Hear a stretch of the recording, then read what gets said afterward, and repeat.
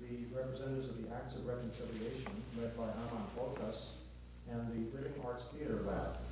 Ilka Hartmann, who is a member of that Acts of Reconciliation group, is the person most responsible for bringing them here, and we owe her a great debt of gratitude for that.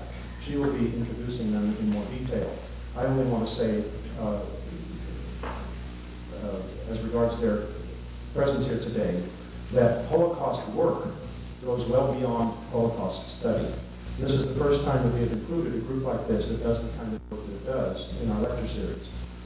As the years since the Holocaust passed, more and more of the relevant facts have come to light and been studied from a variety of perspectives.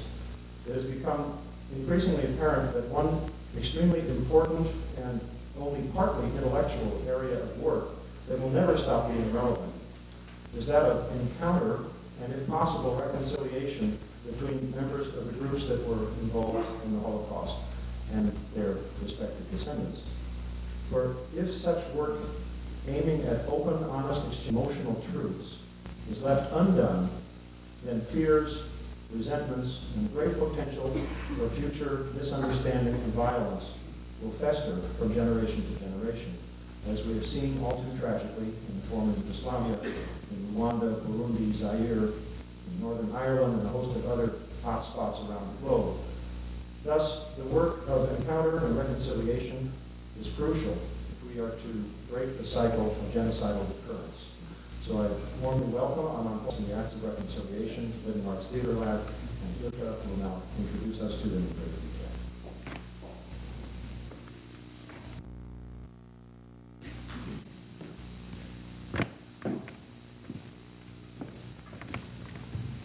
Hello.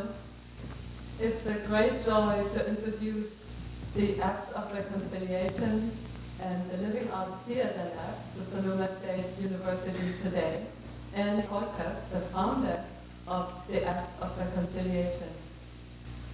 About 7 years ago, there were flyers around the Bay Area for children of survivors of the Holocaust and children of the Nazis or any Germans to meet at a 3-day workshop in the Headlands. And many of us met there for the first time, and since then have spent many, many hours together here and working in workshops. Even some of us have gone to Auschwitz together. So today, we wanted to bring this group to the Holocaust classes, and I want to welcome every one of the groups, the Living Arts Theater Group, the Acts of Reconciliation, and Armand Volkas very, very much today. Armand is himself the child of 2 resistance fighters, Auschwitz survivors. He is a drama therapist and a psychotherapist, and is working with theater, has been working with theater groups here and in Southern California for 2 decades. So I would very much like to welcome Armand and all the other people today to our very, very special event. Thank you.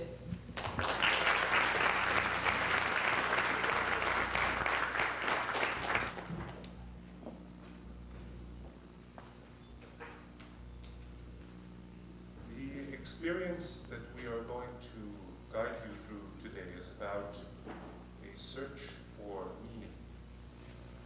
It is about memory and remembering. It is about the legacy of the Holocaust and how trauma is sometimes passed from generation to generation. It is about a search for a way to work through and integrate complex emotions that arise when we face history in a personal way. It is about grief and mourning. It is about remembering and honoring the dead. It is about a search for ritual and ways to give meaningful shape to our emotions. For the Holocaust is passing into history, and we are at a time when the rituals of remembrance are being put into place, which will affect how we remember the Holocaust for generations to come. I, for one, feel a need to participate in this process.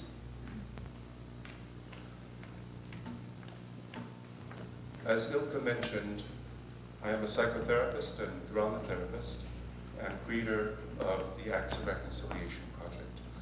I'm I'm also the son of resistance fighters and survivors of Auschwitz and Buchenwald.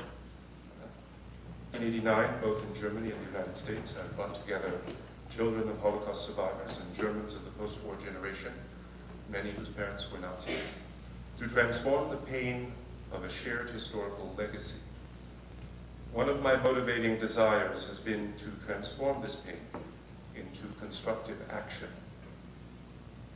This desire led me to create the Acts of Reconciliation Project, which has conducted workshops and retreats and has produced many public Holocaust commemorations in Europe and the United States.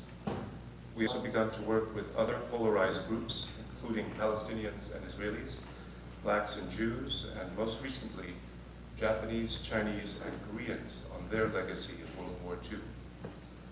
The work of the Acts of Reconciliation Project in its application to Germans and Jews has been about breaking the taboo against speaking to each other, humanizing each other, and hearing each other's stories. It has been about owning the potential perpetrator in all of us and asking ourselves, is this perpetrator us tameable? And if so, how? This work has been about cultural and national identity and how one integrates a legacy of victimization or perpetration into one's sense of self or personhood. This work has been about commemoration and all that entails. Memory, remembering, what to remember, and how to remember, and exploring if it is possible for Jews and Germans to remember the Holocaust together.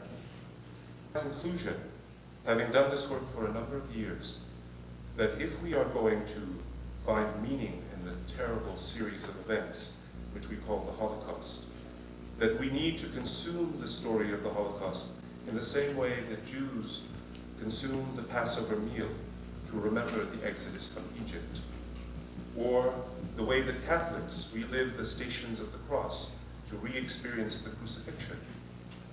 We are all at different emotional stations of the Holocaust. A station of denial, of rage, of shame and humiliation, a station of grief, guilt, hope, and integration. This commemoration event today will have several elements. There are the German and Jewish participants of the Acts of Reconciliation Project who share their personal stories. Another element of this event will be the Bay Area Playback Theater, which I direct, who will enact these stories improvisationally. In other words, play them back, incorporating music, movement, ritual, and spoken improvisation.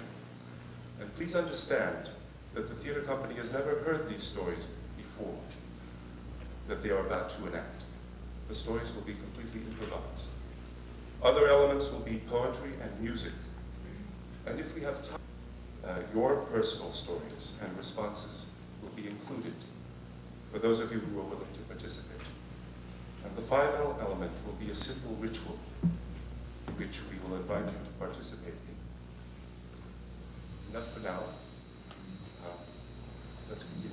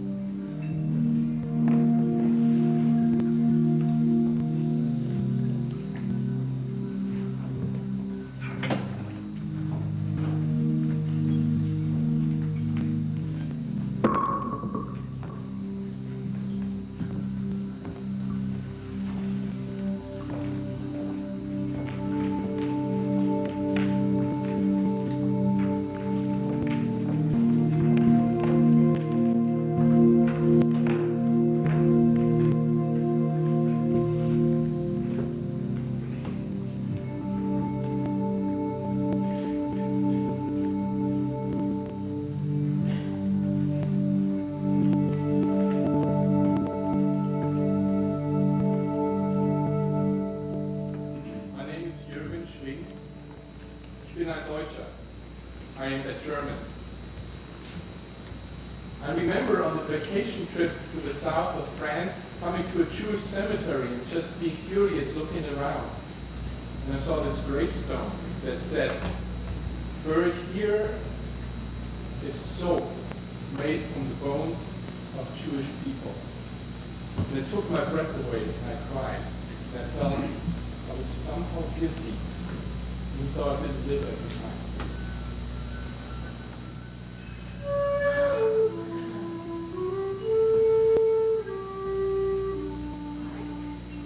No! No! Oh!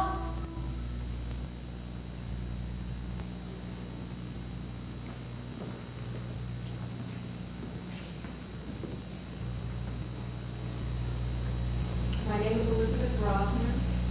I'm the daughter of Karl-Heinz Rosner and Frida Rosner. I'm a Jew. I remember the first time I was on a train passing through Germany. And when we stopped and German customs officers came on the train, all I could think was that no matter, we never get off that train. We never set foot on German soil.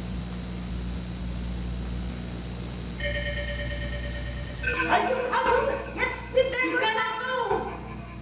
I will never Touch foot. You cannot move! This.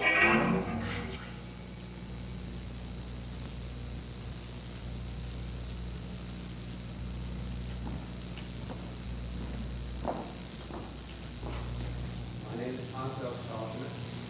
I'm the son of Heinrich Schauschmidt and Hedwig Kump. I remember when I was 12 years old, we had a gang with some friends in high school, and every one of us fought in nylon coats. And we called it Judenhaus, Judenskin, and we lost.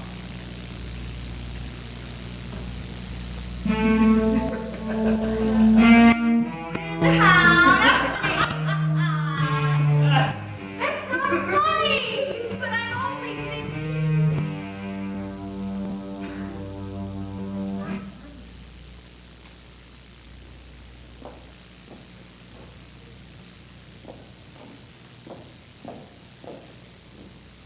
My name is Ilka Hartmann.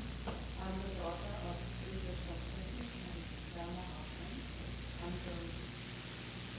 I remember when I was about 10 years old, we took our trip to a foreign country, Denmark. We had a wonderful time, walked around and thought we saw the king and queen of Denmark. And when we came back to our car, people had spit at us.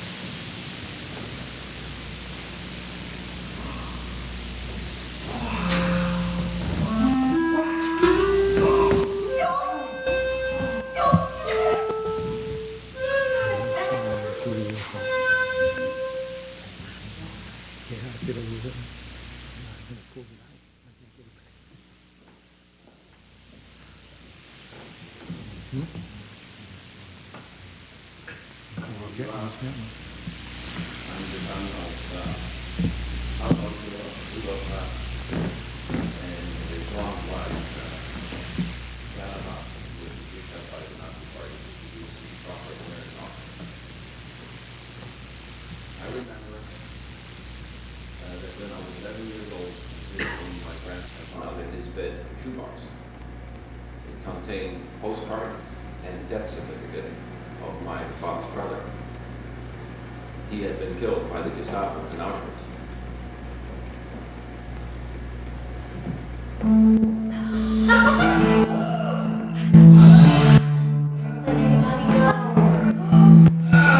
Put it up.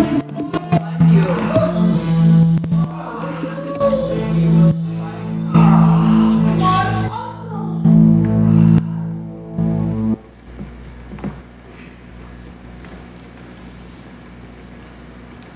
My name is Armand Volkas. I am the son of Bernard Volkas and Celine Bernard Volkas. I am a Jew. My parents were resistance fighters, and I honor this legacy. But sometimes it's a mixed blessing, because I feel like it's never okay not to have hurt.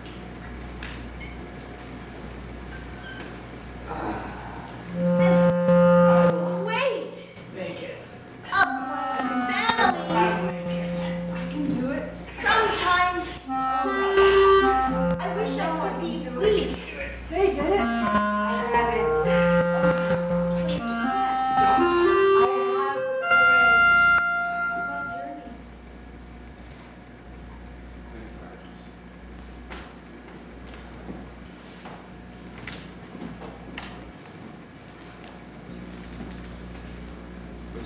of including you in this event, we would like, in response to what you've just heard, and in response to your coming here today, knowing that this is a Holocaust-related event, if you can call out emotions, images, phrases that you might be experiencing, hearing in this moment. And we'd like to fill the board with them. And then the actors will respond to these images, emotions. So if we just call them out, we'll fill the board with them. Pain.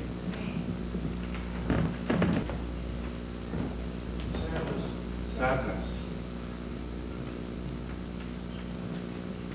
Injustice. Injustice. Fear.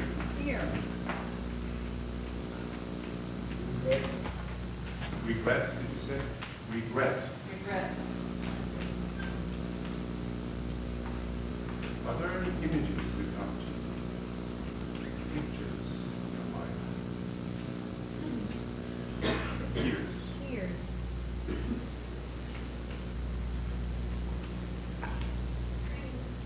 Screams. Sorrow. Struggle. Few more. Distortion. Hiding. Did you say extortion? Distortion. Distortion. Invisibility.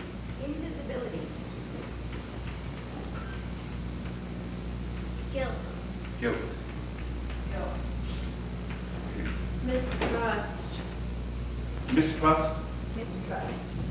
Okay, one more. Secrecy. Secrecy.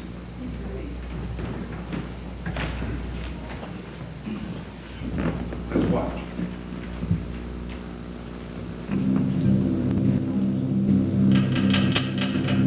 Respond to the word secrecy. Don't make any sound. What happened? Don't tell. Keep low. What happened? Keep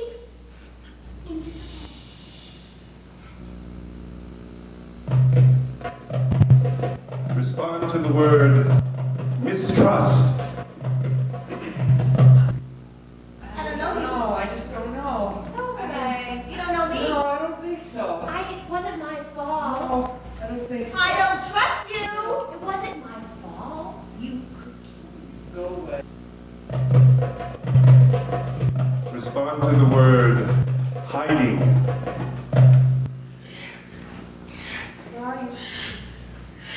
You haven't seen the sun in 6 months. I'm dying slowly. I'm gonna find you. Oh.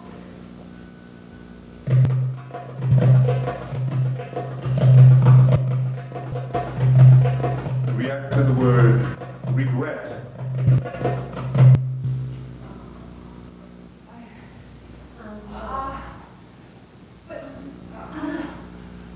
If only I didn't get it. I didn't. Oh, dear me.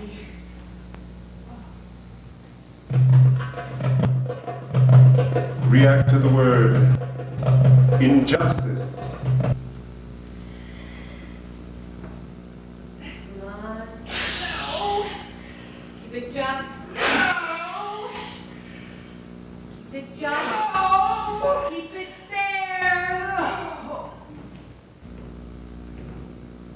Thank you, actors.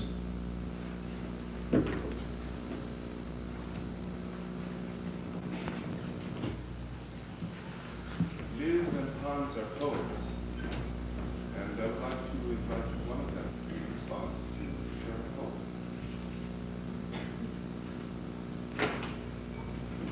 Please.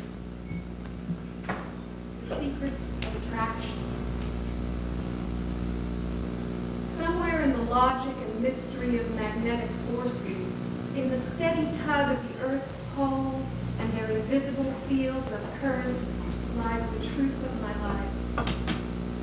Explain, for example, what held my father together through his fractured child, through the war, the concentration camp, what got my mother all the way out of a now extinct ghetto in Poland to America. Her dreams took me irresistibly to the edge of the continent farthest from the coast My parents landed on.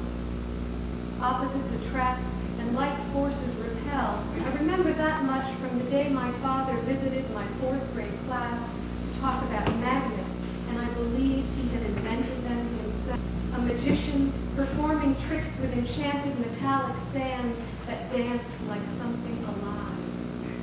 Even now, I know there are scientists harnessing the strange power of repulsion to lift a train from its tracks, suspended on a cushion of charged air so that somehow the current itself is propelling the train forward at speeds only dreamed of in the limited world of friction and heat.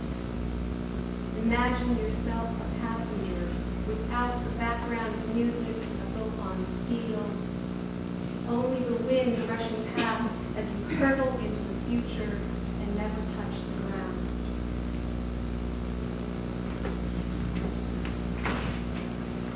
I would like to invite Ilka to come and tell a story.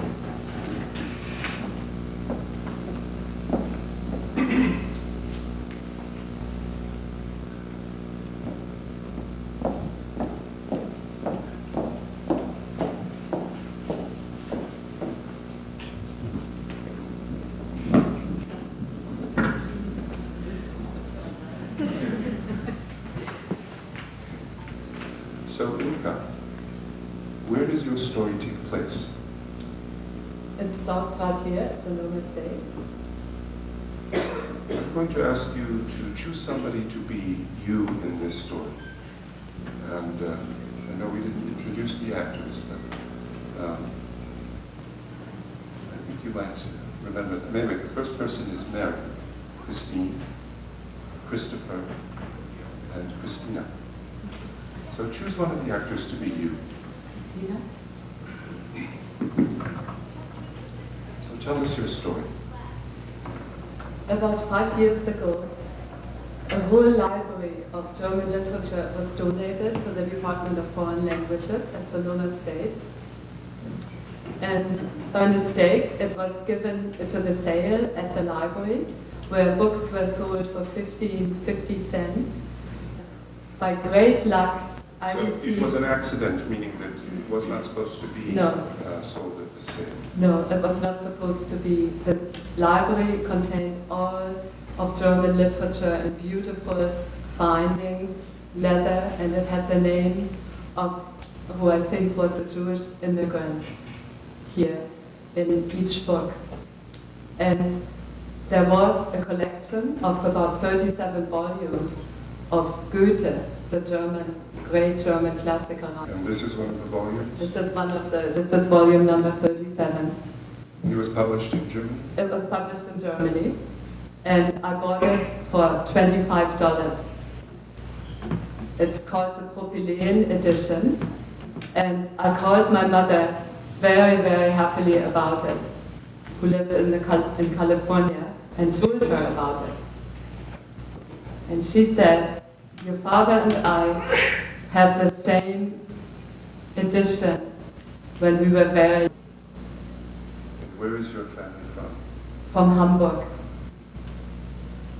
So all these years, until about 2 or 3 weeks ago, every time I looked at these books, I thought of my parents' edition, because I never saw it, because it was destroyed in the bombing. And it reminded me also of my father, who's still missing as a young medical doctor on the Eastern Front.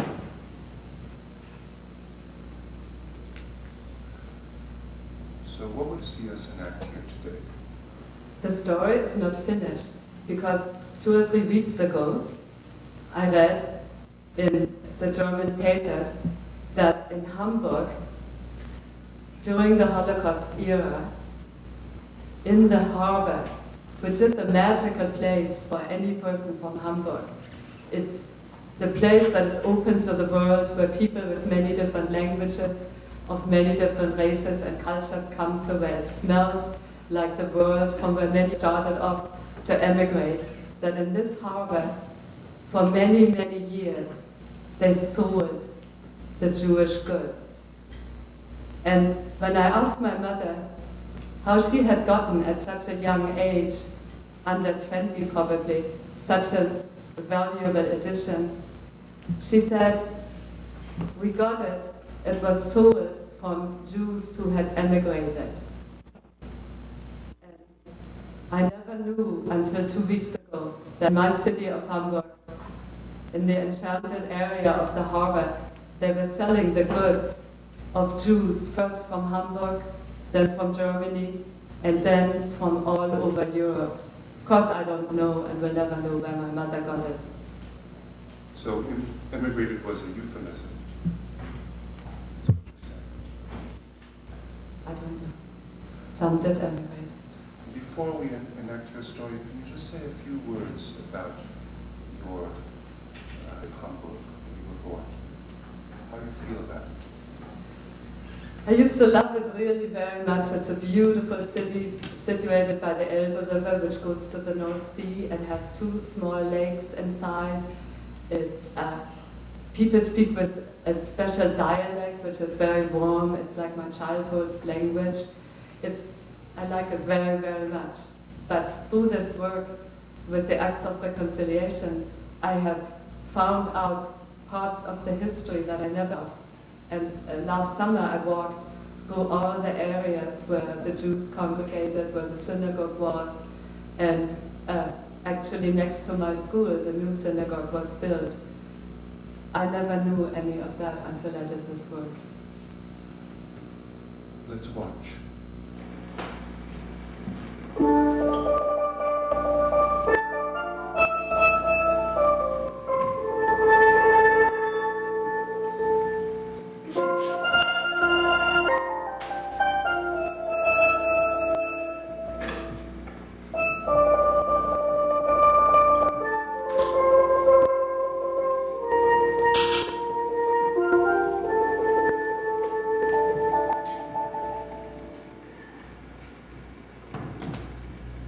Incredible leather-bound 37th edition of Goethe. I was so happy to pick it up. I love Goethe.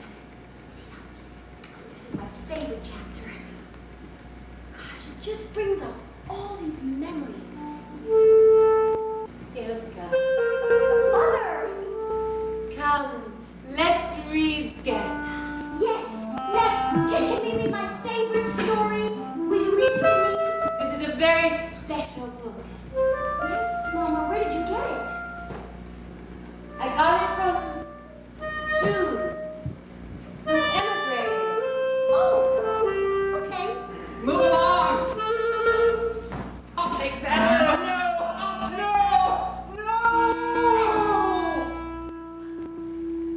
Mom, let's go to the harbor. Let's go. I love the smells and let's get that special ethnic food that you can get there. Can we go? Sure. It's such a healthy, safe, wonderful city. I love the city. You will never know, Ilka. Never know what this harbor really means. I like that doll. That's a great doll. Mama, look at that Oh, come on, we got a nice, beautiful, antique, looks like some kind of shawl or something. I don't know. Who wants it? Yeah, okay. Lovely. We got some other, That's silver. oh yeah, we got silver. Okay. It's gonna cost you. I've got money, believe me. It's my And, That's my shawl. see, we've got some, I don't know what this is. It's some kind of... That belongs to my family. I guess you could, like, put candles in it or something. Who wants this? Who My wants to child buy this? was safe. Nothing happened. We were a happy family. It was a wonderful city. Everything's fine. Nothing's wrong. Everything's fine. I got this doll. It's a lovely doll. I got it for cheap.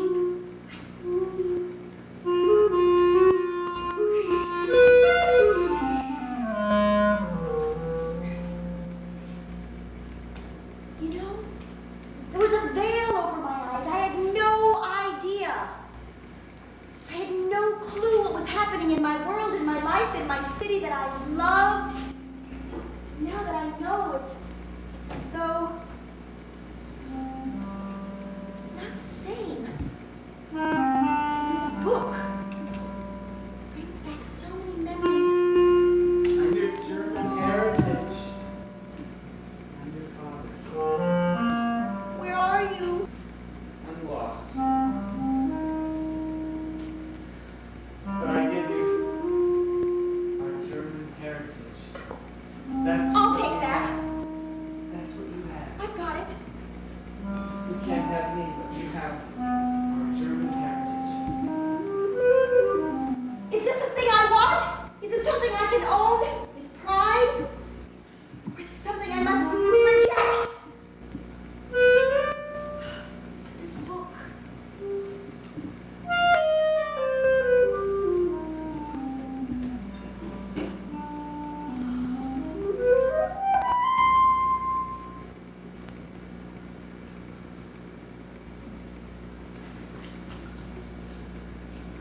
Volkas,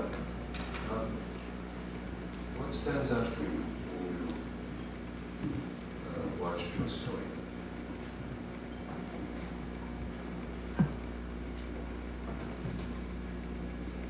I think the dilemma about the German heritage. Thank you very much. Thank you, Volkas.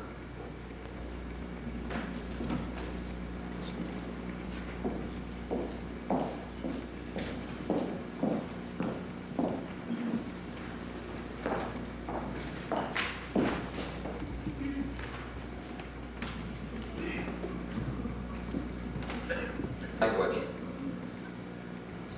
I was born a boy with a name, with a nation, with a language, German, Deutsch. Can you hear my accent? What is your first image? Be honest. Nazi, Hogan's heroes, Mercedes, fat pink people at the Oktoberfest, intellectuals in gold-framed glasses, Bach, Beethoven, culture, cerebral, Nordic. Ich spreche Deutsch. No, no, your mother said we don't buy any German products. No Volkswagen, no cuckoo clock. I say, Guten Tag, and you hear, Achtung, Achtung, Achtung. But this is the language I cried. Cried Mama, Papa. This is the language I dreamt in, fell asleep to German lullabies. Schlafe, mein Kindchen, schlaf ein. The language I told my first girlfriend, ich liebe dich. For me, this is the language of love. Is it for you only the language of hate?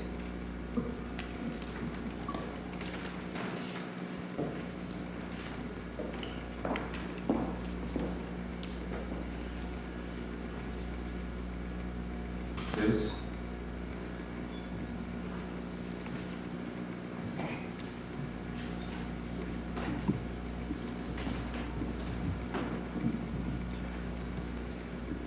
where does your story take place?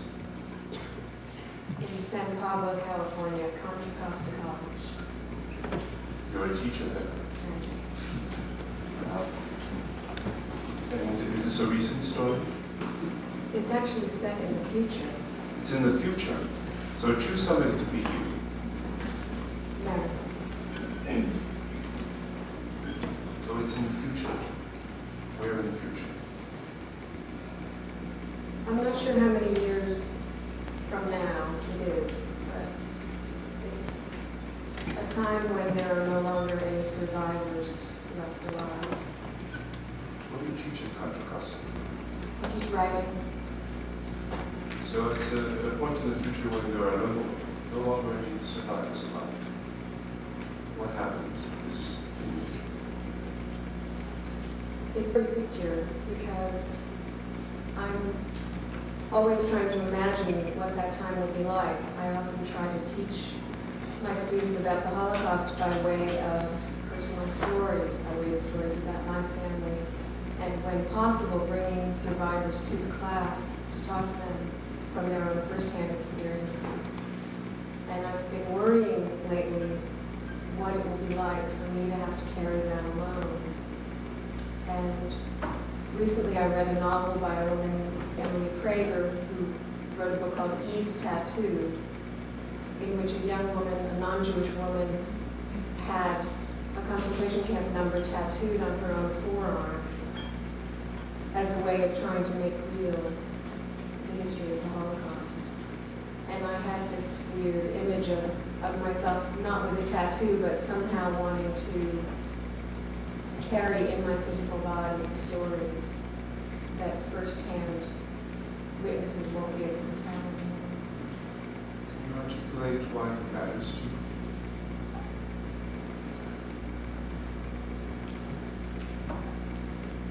It feels like my inheritance. It feels like my genetic code.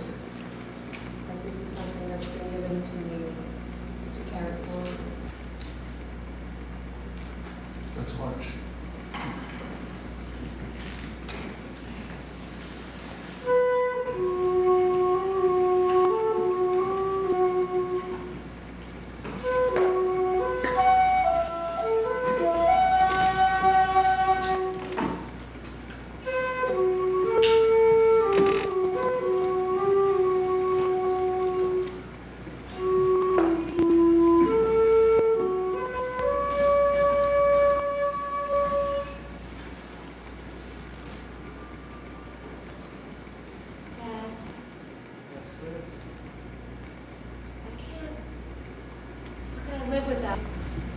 You're going to have to find a way.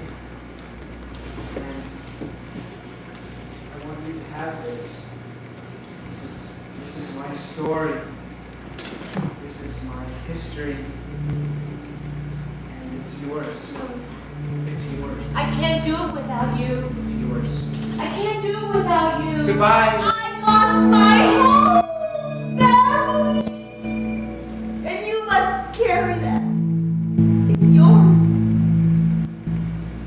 But I need you to tell the story. I need you to be the flesh and blood who had the experience. When I was 10, I watched my father marched into a train car, and I watched my mother be marched into another train car, and I was told they were going to the ovens, and I didn't really understand, but I never saw them again. In 1943, my twin brother, my little sister, and my mother were killed. I can't carry all this. We left the country. We immigrated to America. We lost everything. All our possessions, all of our relatives. There are still people who said it never happened, Liz. There are still those who don't believe. How can they not believe? There are still I mean, those the who truth. need to know. And all the children, and all the mothers. Liz, this is your job, your responsibility. This is your duty. Don't let us down. Don't let us down, Liz. Don't. You're our voice. We're gone. We're gone. We can never speak the truth. You must do it for us. You do it for us. You do it for us. Do it for us. Do his job. Do it for us. Do it. Don't let him. I don't think I'm capable. How should I do it? I could write it down. But they won't believe me all by myself. Mom. Dad. I need you. Liz, you have to do this. You have to do it for us. You're what's left. Okay, class. Settle down, please.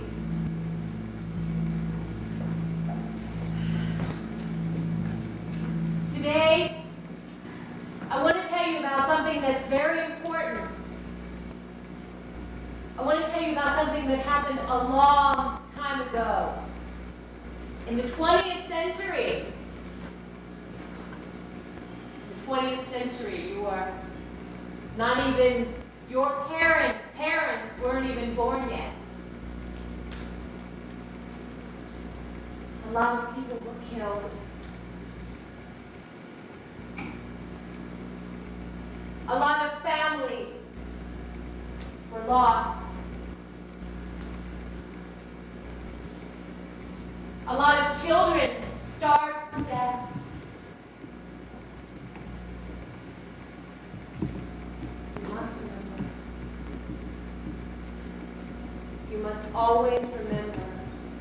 And you must tell these stories to your children.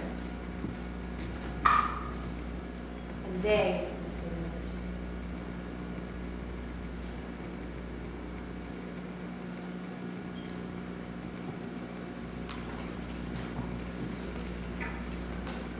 Does that capture some of the feeling or the spirit of your story? Yeah. Thank you.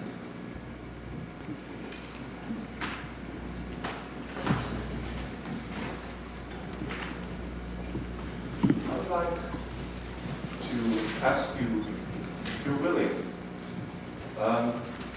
to turn to a neighbor and just for 1 or 2 minutes, just share what came up for you in response. Just take a moment to do that. Just take a moment. If you don't want to, you don't have to. You just have to ask them to share with each other.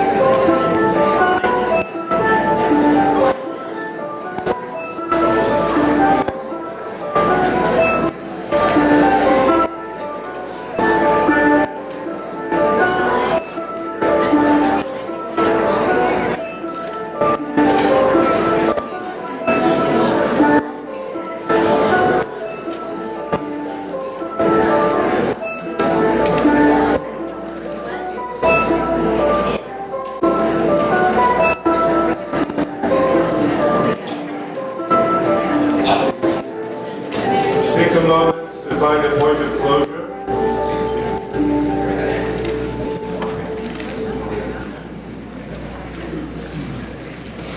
I would like to ask you just like 3 responses. If you're willing to share an emotion or thought you had that came out of your dialogue, and the actors will respond to that. Who has an emotion or image or response they'd like to share? Just raise your hand. Yes. On the right-hand corner of the display table is a copy, self-portrait of the great Jewish artist Felix Nussbaum, who And what is the emotion you have in response to this? I have a very, very serious question or statement, Okay. particularly the German members of the Acts of Reconciliation. His original works, those that remain, are in a museum in Osnabrück, Germany. Now, I know that the young people of Germany, they know their history, but they don't want the responsibility. They're not guilty, so they say. So you're angry. I'm angry, What are you angry at? As long as those plaintiffs are kept by the German government, then the people in Germany today are guilty. And you must act. You have acts of reconciliation. You must act and demand of your government not to be guilty and return those paintings to Israel. Thank you. And your first name? My name is Eugene. Eugene. Okay. Watch. Give it back! Give it back! Give it back! Give it back! It's not over. I told you it's not over. Look at all the evidence. Look, it's everywhere. What can I do? What can I do? I'm in pain and I'm angry. What can I do? I don't think there's anything I can do.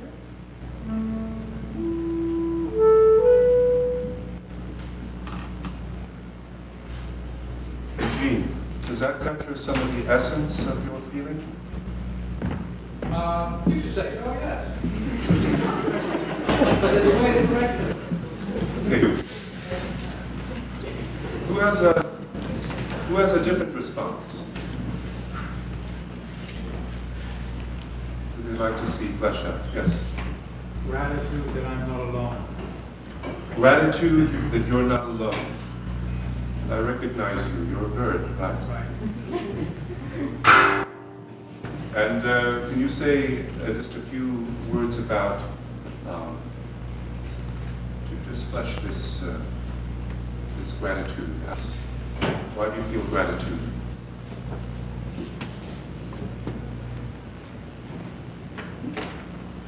Because you're giving us the space to acknowledge our pain. Because we're giving you a space to acknowledge our pain. And no, you're part of this community, but you're German. Right. Okay, good, watch. Oh my God! You feel that way too?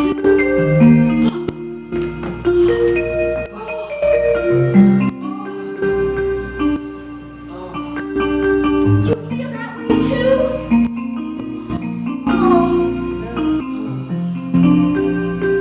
I understand. You're with me? I understand. Not alone. I understand. Thank you.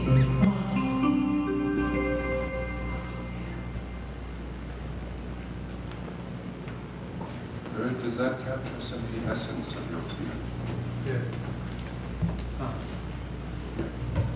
Thank you. I think we're going to return to the process.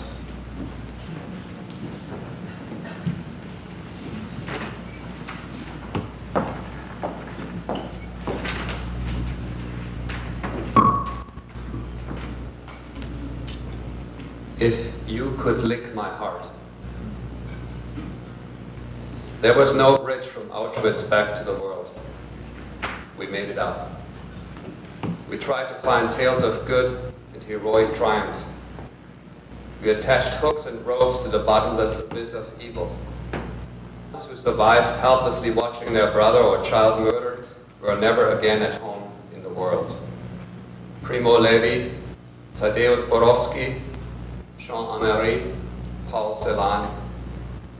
The list is longer than Schindler's.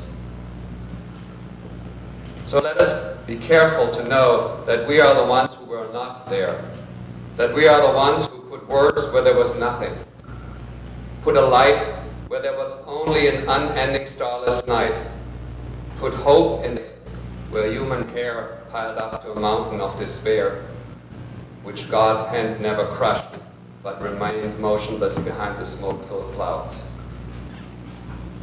Our imagining can barely touch the outer reaches of those experiences, but it allows us to delude the deadly waters of that truth. You ask me for my impressions, Itzhak Zuckerman, a leader of the Warsaw Ghetto Uprising, replied, "If you could lick my heart."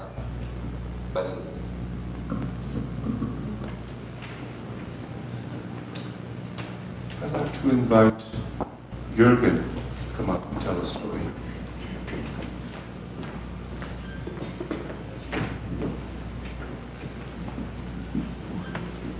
If you were going to give this story a title, what title would you give it? Abandonment. Abandonment. And tell us. It's basically the story of my mother. Her name is Inge, and she was born in 1937 in Silesia, which was at the time Germany, but after the war was given to Poland, so it's Poland today. Okay. So choose somebody to be you. Christine. And your mother sounds important to this story, so choose somebody to be your mother. Mary. So continue. As I said, my mother was born in 1937, and by the end of the war she was 8 years old in 45. And her father, my grandfather, had been drafted into the German army and had fought in Russia. So he was a prisoner of Russia. And with the approaching Russian army, my mother needed to flee to the western part of Germany and fled in a cargo train without her father. And for some reason, her mother also abandoned her. It's not clear why, we just know it happened. And so she, as an 8-year-old, went alone in a cargo train with 3 younger siblings to the west and spent 5 to 6 years in an orphanage. Or her father came back from being a prisoner of war in Russia and gathered the family together. So how is her story your story? I think it is because she somehow made a promise to herself that she would not let happen to her children what happened to her. So she had the strong intent to be a good mother and not abandon her children like she was abandoned and went through this trauma. But I think what happened really was, in spite of all her good intentions, the trauma was somehow transmitted. She was so hurt by all those experiences that I just remember her crying a lot, feeling alone a lot, and being extremely angry. And like my brother and me being the targets, both being the consoler when she was feeling lonely, but also the targets of her anger and physical abuse. And I think also it's sort of like, I think like I went away from that many miles to here, but I also feel like I'm repeating the abandonment of my mother. Jürgen, let's watch.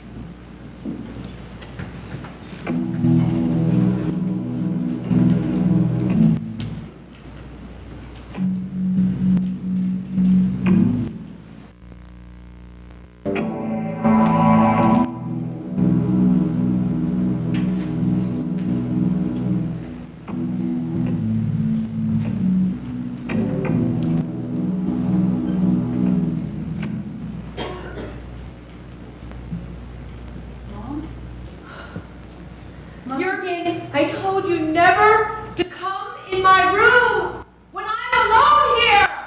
Don't you listen to me, Jürgen? I needed your help. I just want to... Come, children, come, quick, we have to get on the train, quick.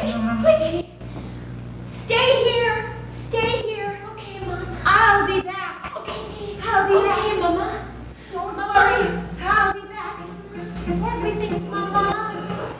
Mama.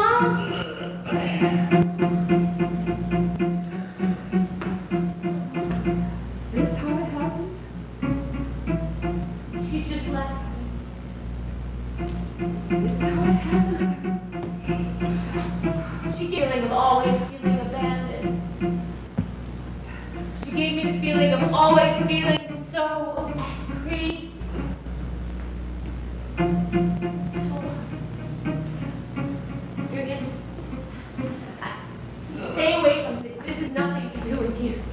This is nothing. No, you will not touch my child. You will not touch my child. You will not touch my child.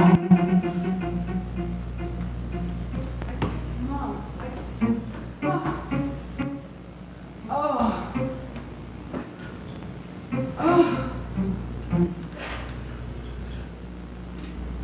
I'm leaving you again. Don't go so far away, Jürgen. Don't go to America, Jürgen. They're coming.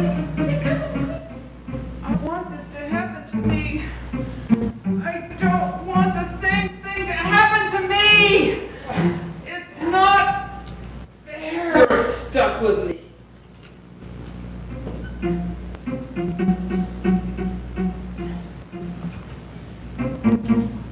Mom, I just wanted.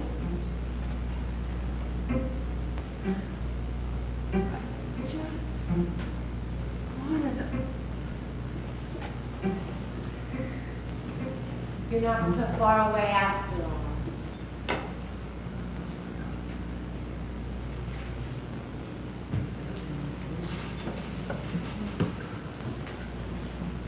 Jürgen, what stands out as you watched your story reenacted? I think the final sentence, we're not so far away after all. Thank you. Thank you, Jürgen. Before you leave, I would like to ask you if I would like to tell a story, and I'd like to ask you if you'd be willing to be the conductor, or the conductor. Certainly.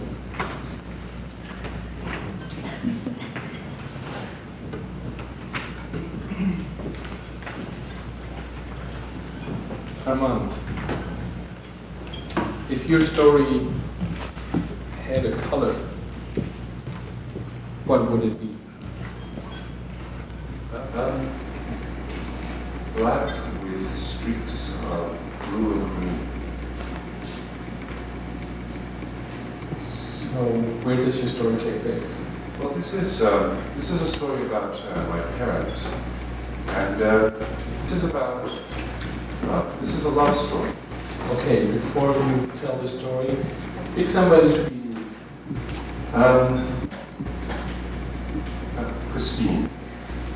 It sounds like you should pick your mother and father. Yes. I'd like Christopher to be my father, and his name was Bernard.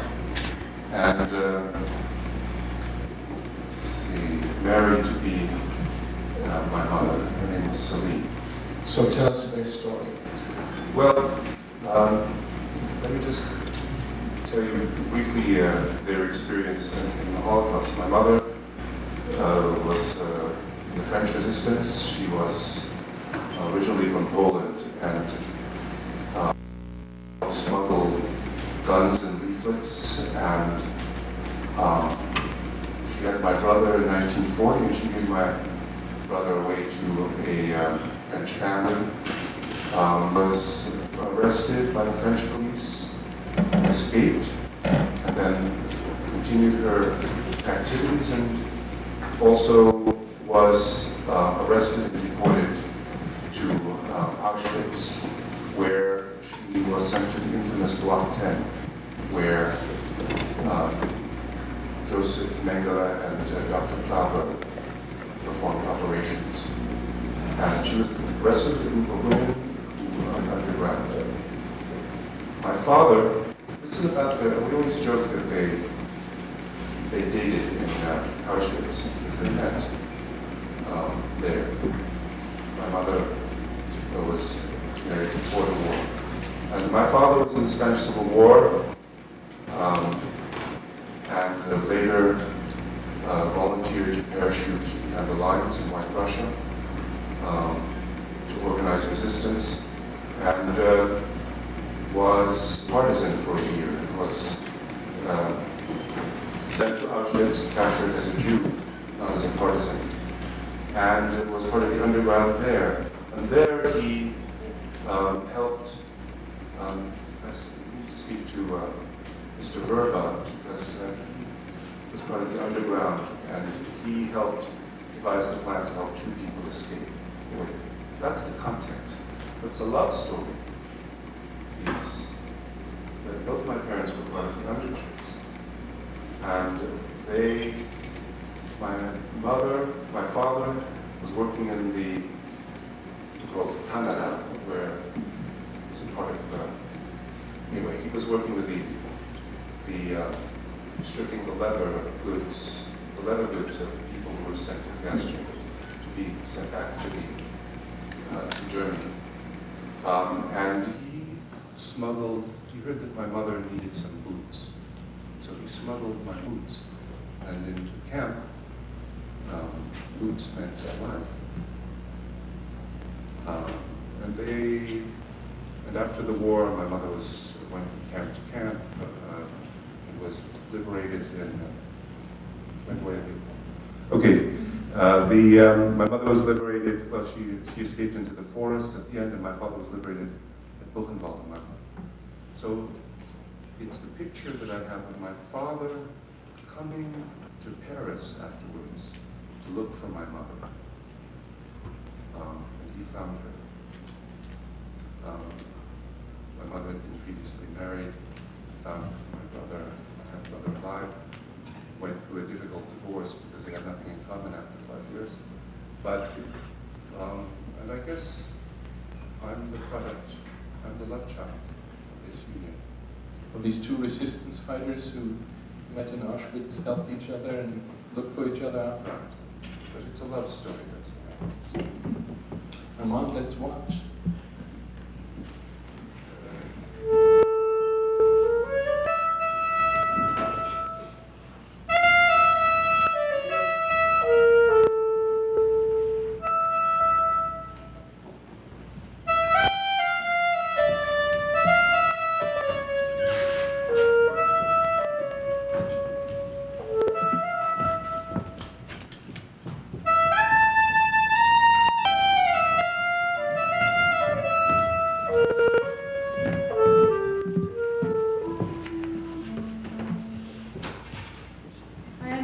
Draws me to this work. Sometimes I don't know myself. Sometimes I don't feel I'm worthy of the legacy. But I know my origins are unique. And I am distinctly proud of how I came to be here.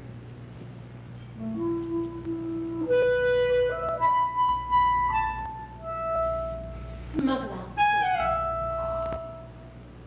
Hiding, helping, working, fighting.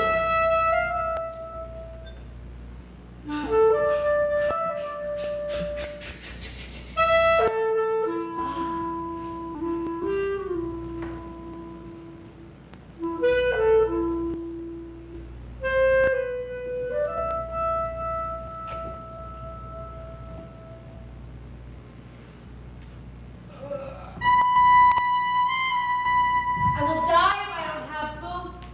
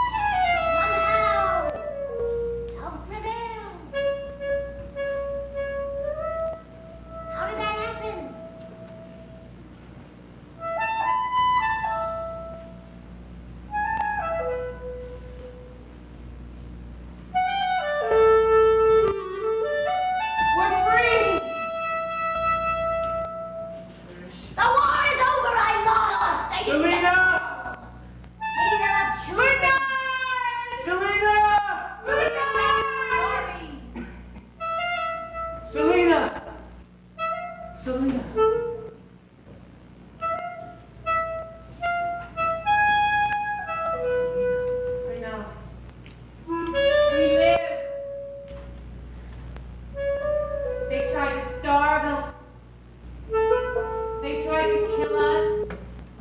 They tried to freeze us. We lived.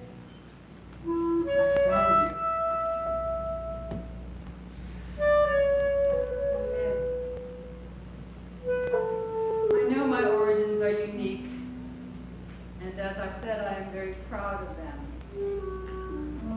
But I also believe that each one of us can accomplish unique and special things.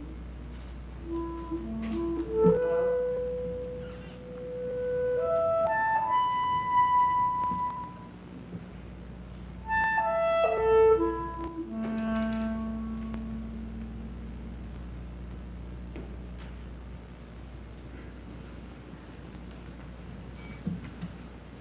Thanks for the beautiful story, Armand. I saw you nod several times.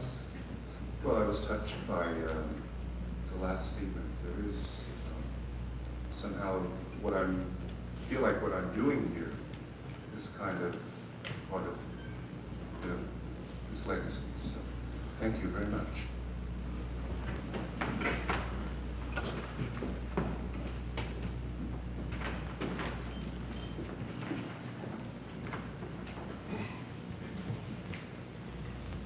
This is a poem in two voices.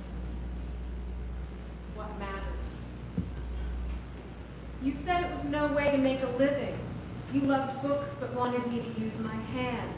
I wanted to make something out of nothing, out of air, out of words. Certain things counted so much there, knowing how to lay bricks, mend clothing, how to make a pair of shoes last. Once I got into a fight with another boy who was going to fetch the soup. We rolled in the dirt until another prisoner pulled us apart and said, "You don't hit someone when he's down on the ground." I saw a great white shark in the city aquarium.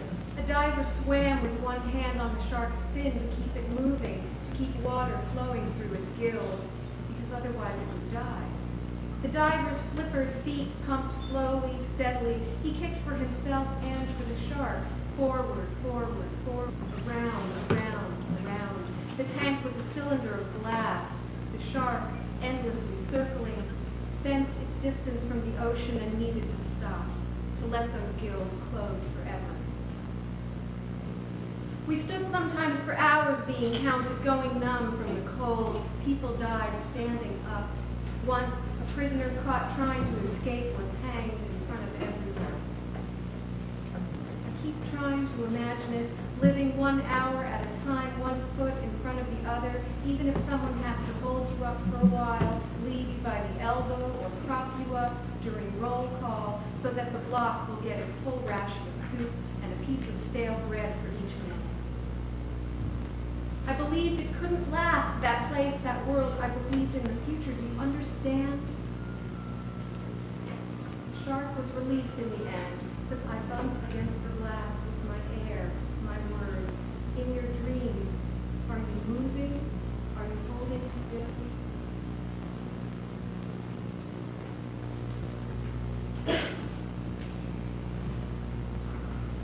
I'd like to invite Rudy to come up.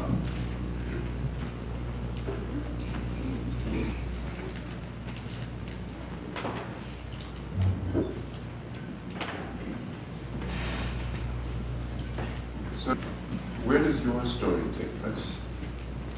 Well, my story has been taking place since May 16, 1945, first in Germany and then here in California.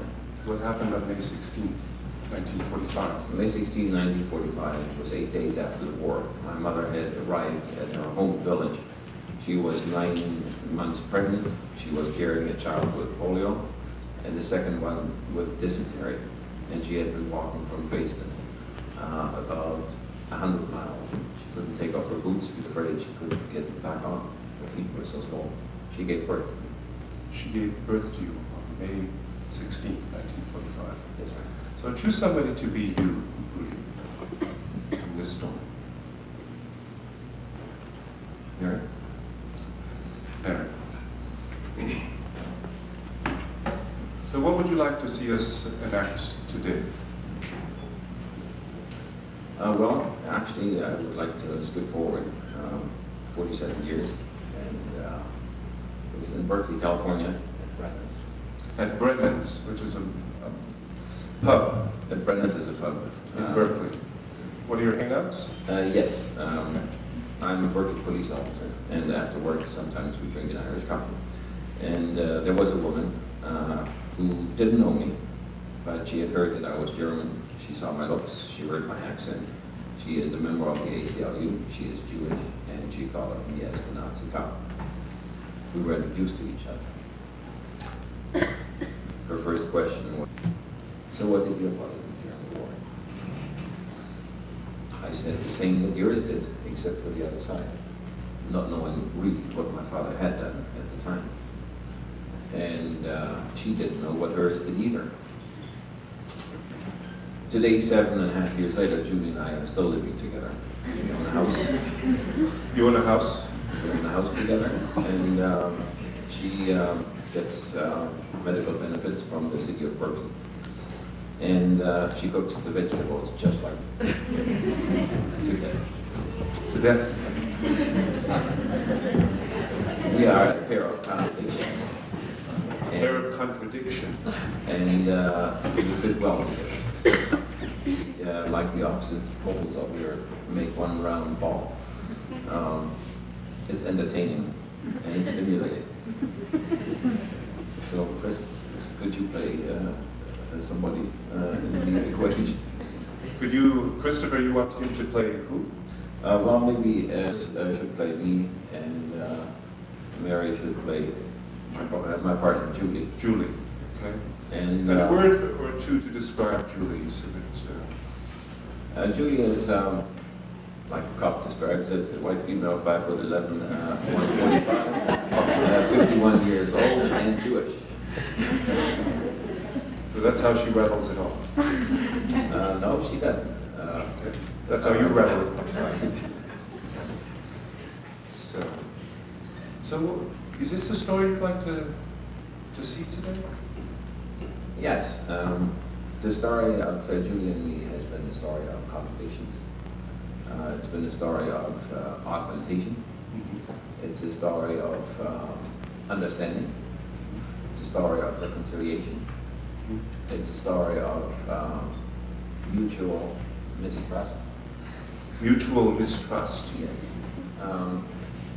You expand that one a little bit? Yes. Julie is a member of the I'm a police officer. She's Jewish. I'm German. My father was a high-ranking Nazi. Her father helped survivors of the concentration camps resettle in America. He worked for the U.S. Immigration Service. He was the occupying forces while my father was hiding from the Allied soldiers. Well. So somehow, this shouldn't be, what we're saying, but it is. Because as human beings, we all have stereotypes. We don't trust each other. We don't get to know each other. We have ready-made opinions about each other. We don't want to get to know each other because the opinions that we have of each other are in jeopardy when we start to talk to each other. And so Julie and I are a pair of contradictions, and we need to be that way. And you need to be that way. Anything else you want to add before we play back your story?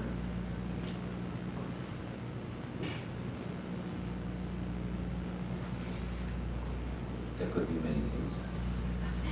The first time Julie, I invited her to come with me to my parents in Germany. And she insisted that I write letters to each and every one of my relatives saying that she's Jew prior to her event to come along. And I said, that's not necessary. I mean, what does that have to do with it? And she said, you do it or I'm not coming. I said, okay, I'll do it.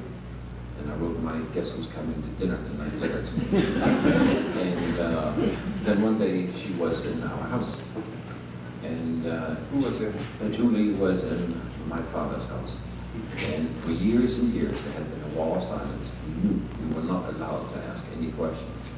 But he was the Jewish reporter. We being children in your family were not allowed to ask questions. Now he becomes the Jewish reporter. Who is He's not a journalist by training. Who is not part of the equation and is the foreigner, and therefore does not have to go along with the program. And fortunately, she had the chutzpah to ask all the questions which should have been asked years ago. I was translating. It wasn't my fault. I was just translating. You were translating, quote, it wasn't my fault. I was translating her questions, and I didn't have to feel guilty for transgressing. Ah, I see. I was not following orders. I was just. So let's watch this story about contradictions. Let's watch.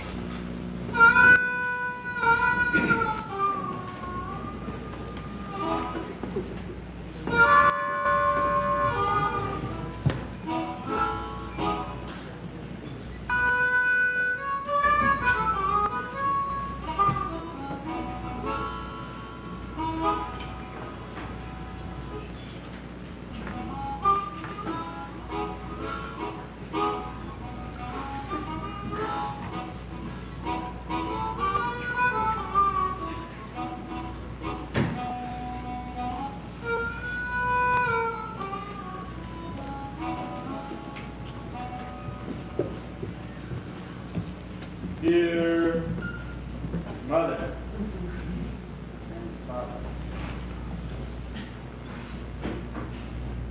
yes, to dinner. She's a woman, white female, 5.5, 5 feet 11. She's Jewish. Are you sure you know what you're doing? No. This could open up a big can of worms. I know. Julie's a feisty one. I know, but... Taking her home? Yes, I am taking her home. Oh, no. Rudy? Hi, Are you Julie. ready to go to Germany? Yes. Let's go. Let's go. So this is where I grew up. And this is where I played as a boy. And there was the school that I went to, Julie. And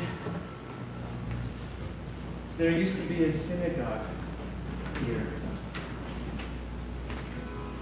I know. Oh, Rudy. I want to trust him. I love him. I mean, look at him. He's gorgeous. But you're so different. You're so different. His father, don't forget.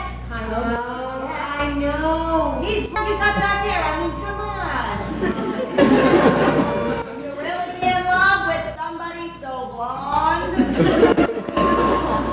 She's a member of the ACLU. Are you sure you want to take her home? Yeah, I think so. Nobody's going to understand, Rudy.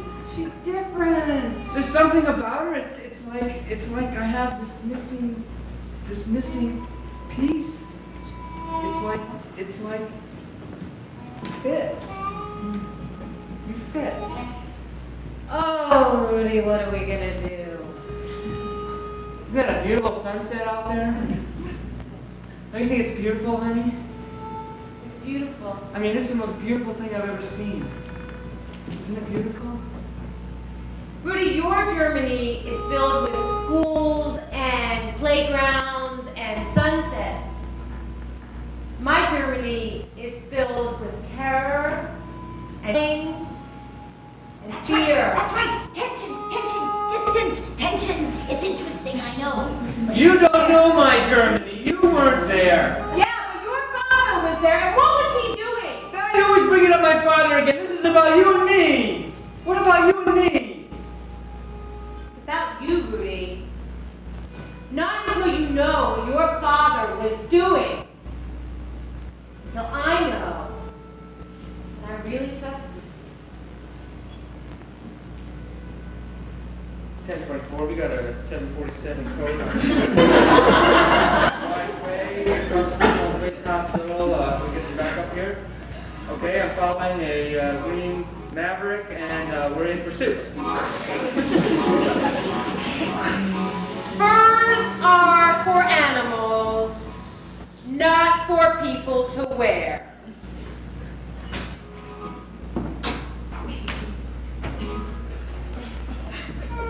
Where do you think you're going? Come over here. Hands against the car. Spread them. You have the right to remain silent. What you say now can and will probably be used against you. Come on with me. It's in his blood. Get in there. He's a cop. He's just like his father. Cops are. What are you talking about? Cops are pigs. It's what I do for a living, okay? It's what I do. You repress people. You're fascist. I protect people like you. I protect people so that people like you can be out here saying cops are pigs. Look at me. I need protecting.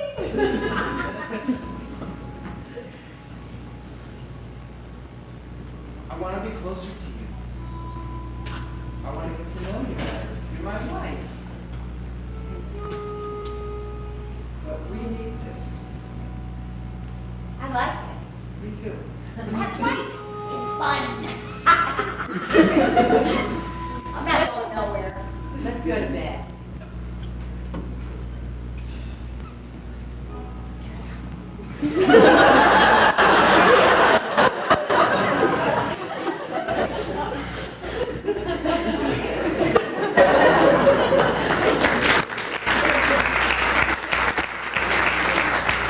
So, Rudy, did we capture the spirit of your story and not the detail?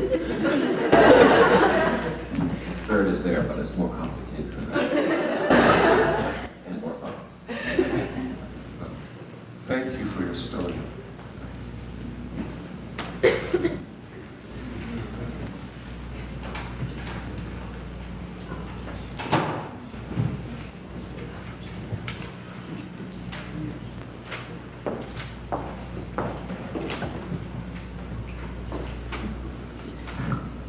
Massage.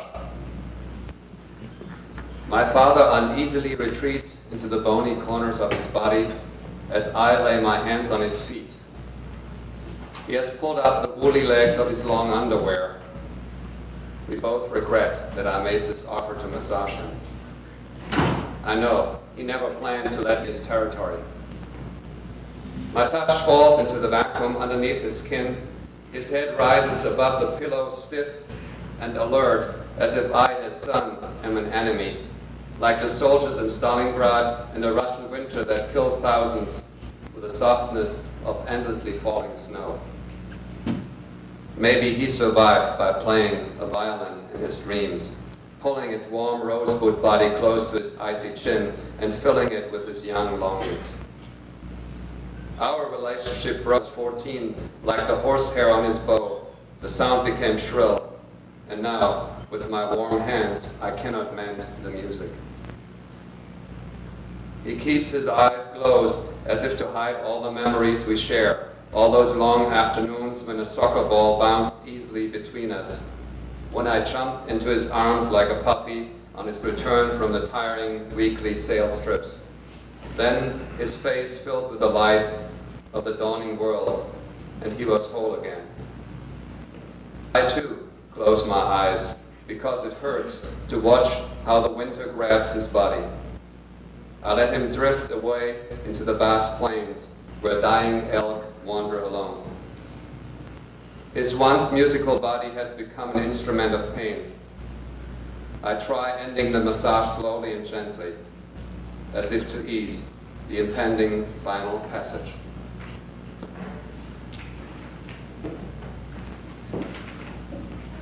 We're coming to the end of our time together.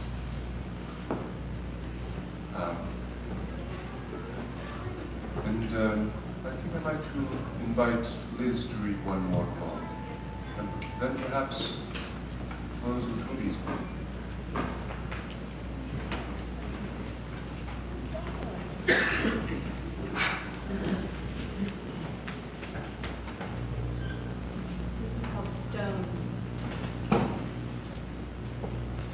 200 years ago, or yesterday, walked on the smooth stones of a riverbed, grief flowing quietly alongside me, and birds calling to one another from high treetops above my head where I couldn't see anything.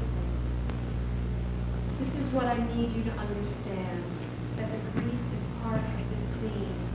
It belongs here, and every stone is its own piece, the sharp-edged ones, the cracked and imperfect ones, those shaped like fists or eggs or bones. They speak language of the river. I wanted to go naked into the cold, clear water, rinse away every trace of every moment except this one, but I didn't. I sat on the sand at the edge of the water and listened to every story over and over, learning again that the truth follows a path it knows by heart.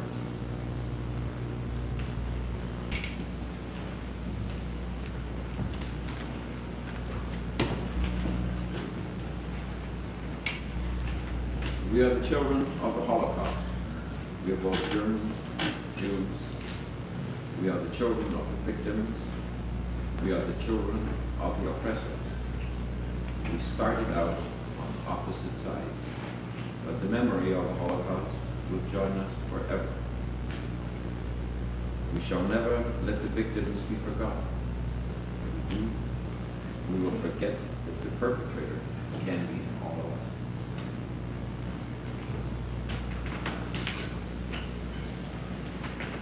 At this point, I would like to invite the German and Jewish participants to come and place a stone on what we're calling our table of memories.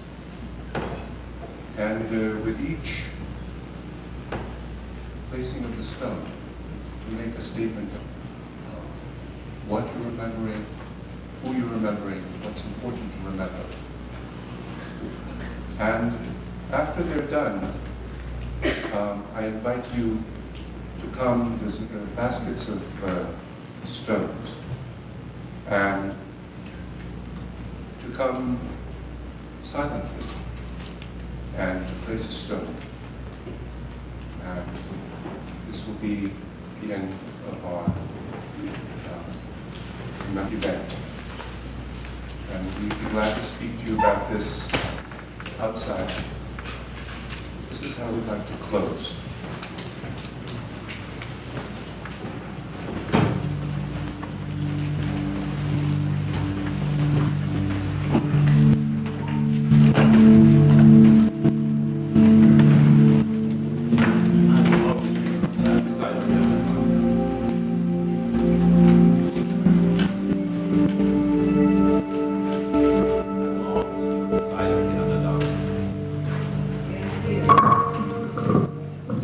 I will always be on the side of the underdog.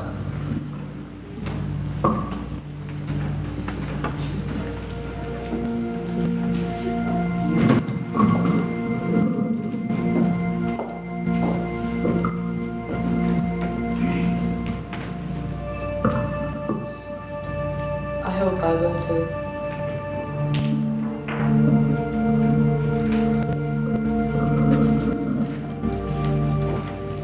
This is to remember the individual humans at the heart of each story, and that the path to the universal is by way of the personal.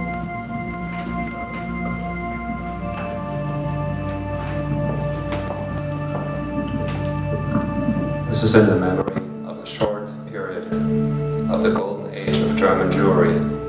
German and Jewish culture came together.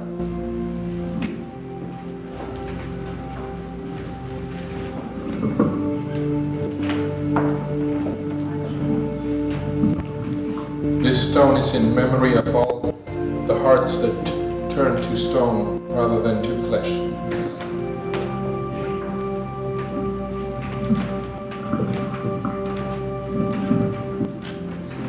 By placing this stone, I remember my grandfather Abraham and my grandfather Moses. And I also remember that the perpetrator can be in all of us.